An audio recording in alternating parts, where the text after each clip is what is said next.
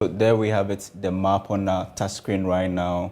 If we decide to deploy military as an intervention in this Niger case, what is the power, the active military personnel of the various ECOWAS member countries? And you can see it on the screens right now. Ghana, currently, we have about 16,000 active military personnel.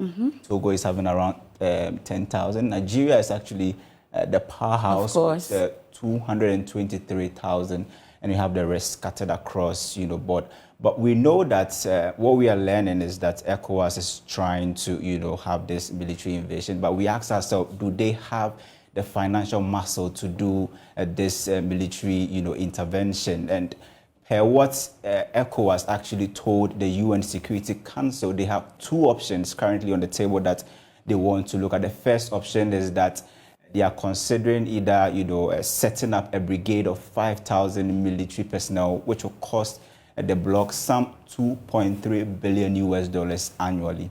The second option is that ECOWAS will then do what we have, the on-demand military, troops. And that's the budget is around $360 million. And we understand that they are trying to go for the $360 million budget.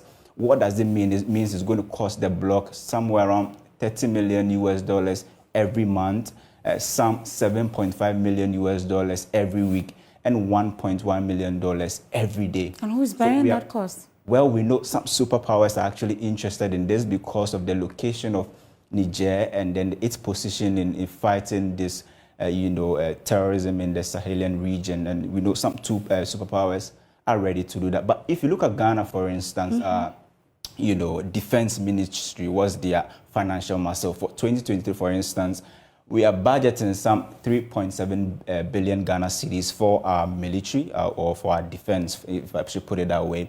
And we are anticipating that this budget will go up by some 13% in next year, 2024, to some 4.2 billion Ghana cedis. But we look at the data and realize that even with military or defense advisory services, we are spending just 10 million Ghana cedis on that. That's woefully inadequate. Yeah. And if you look at, ammunitions and other accoutrements, just around 10 million. And you ask yourself, do we really have the financial muscle to join this, queue to use military force to reinstate, Bazoum? But, there are two options. And the first option is that we use the 360 million.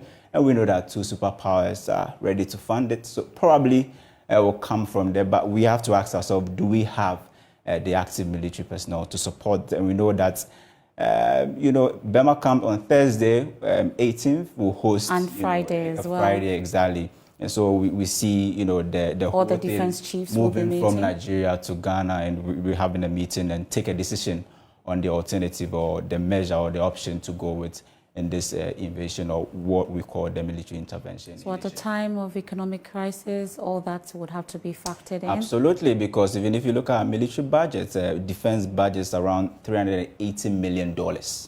That's huge. That's more than half of what IMF is giving us in the first quarter or in the first tranche. And we have to double it if we want to do that. Absolutely. Okay. There are other opportunity costs too. So if we take this decision, we should do the pros and cons and then make sure we know what we are really... So these are questions that need answers in terms of how it will be funded.